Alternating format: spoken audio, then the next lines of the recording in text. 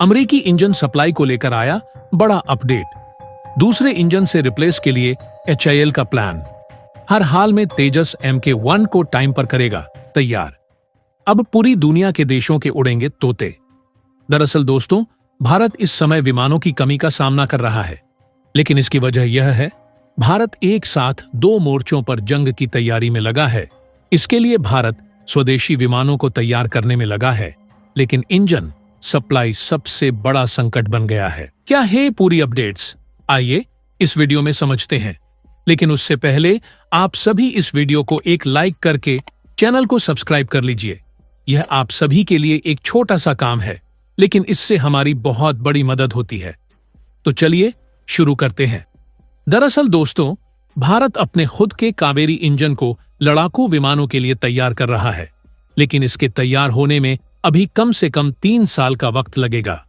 भारत ने इसके लिए अमेरिकी कंपनी जी से करार किया था, जिसके तहत वह भारत को अपने F-44 इंजन की सप्लाई करने वाली है। कई दिक्कतों की वजह से इसकी सप्लाई नहीं हो पा रही थी, लेकिन भारत के दबाव के बाद कंपनी ने इसे निपटाने के लिए कई और कंपनी के साथ करार किया है, जिससे अब जल्दी ही मिलने शुरू हो जाएंगे और तेजस Mk1 विमानों के निर्माण में हो रही देरी खत्म हो जाएगी। तो आखिर इंजन सप्लाई में क्या दिक्कत आ रही थी? जी ने इसके लिए क्या कदम उठाए? AL तेजस Mk की फास्ट डिलीवरी के लिए क्या कदम उठा रहा है? इस बारे में विस्तार से जानने के लिए वीडियो को पूरा देखिए।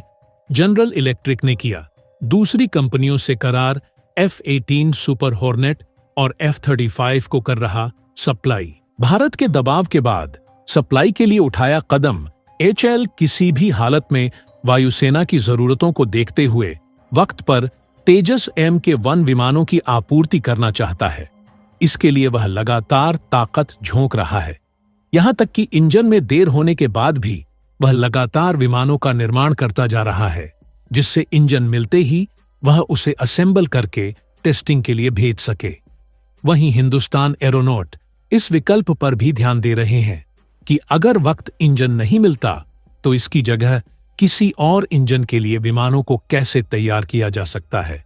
इस बारे में हम आपको बताएंगे, लेकिन इससे पहले यह बताना चाहेंगे कि भारत के दबाव के बाद अमेरिकी कंपनी ने कैसे सप्लाई चेन को सुधारने के लिए कदम उठाया है।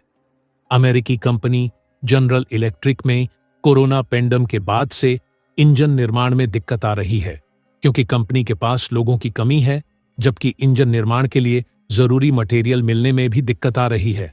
इसके अलावा company F-18 super hornet, F-35 और F-15E विमानों के लिए इंजन सप्लाई कर रही है। वहीं कोरिया, स्वीडन की कंपनियों के साथ जी ने करार किया हुआ है।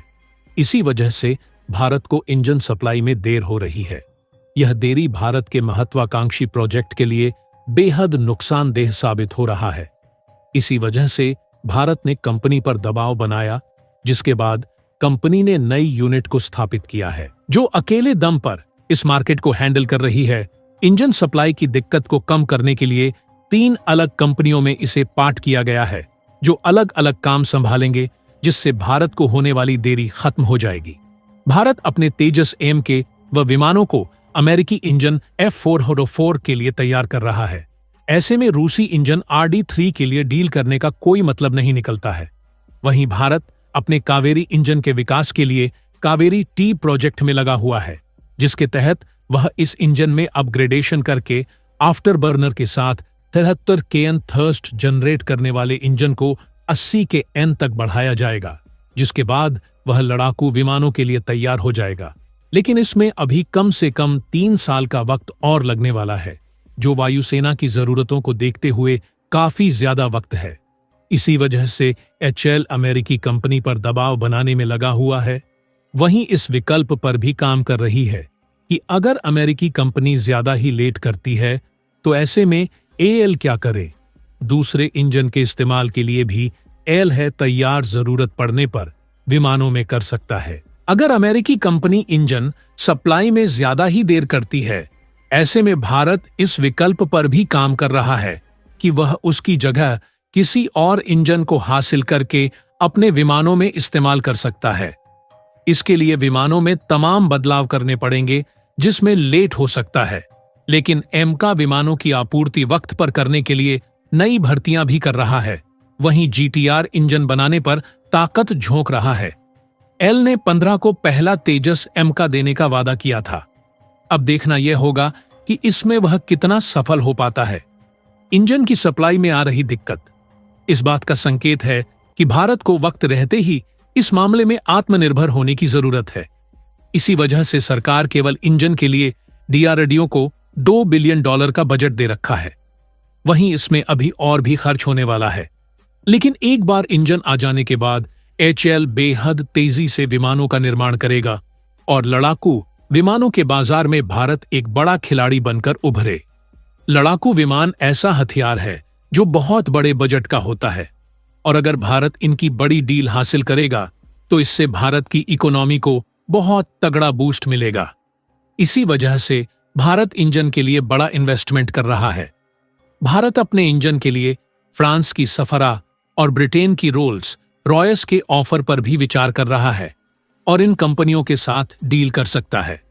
मकसद फिलहाल यह है कि भारत अपनी जरूरतों के विमान खुद बनाए और तेजस एमका K1 और तेजस एमका K8 विमानों का ऑर्डर पूरा होने के बाद 5वीं पीढ़ी के एमका विमानों पर काम शुरू हो, जिनकी फिलहाल भारत को सख्त जरूरत है, क्योंकि भारत के पास अभी तक कोई भी 5वीं पीढ़ी का विमान नहीं है, जबकि भारत का दुश्मन चीन पहले ही 250 J2 विमानों की तैनाती कर चुका है।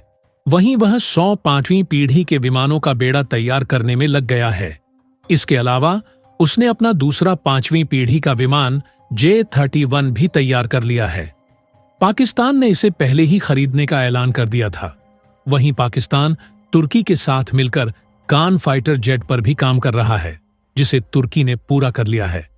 भारत ने रूस के साथ सुखोई 57 के लिए करार किया था, लेकिन रूस के तकनीकी ट्रांसफर न करने की वजह से बात अटक गई थी और भारत इस प्रोजेक्ट से बाहर आ गया था।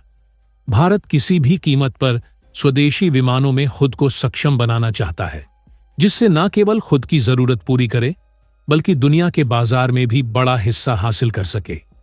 तो दोस्तों, विमानों की आपूर्ति को लेकर भारत के उठाए जा रहे कदमों पर आपका क्या सुझाव है, कमेंट करके जरूर बताएं। तो दोस्तों, आज के लिए बस इतना ही। वैसे आप सभी को यह वीडियो कैसी लगी?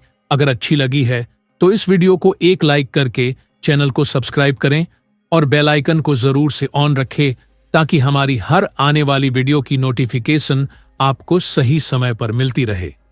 तो हम मिलते हैं ऐसी मजेदार और इंटरेस्टिंग वीडियो के साथ। तब तक के लिए बाय।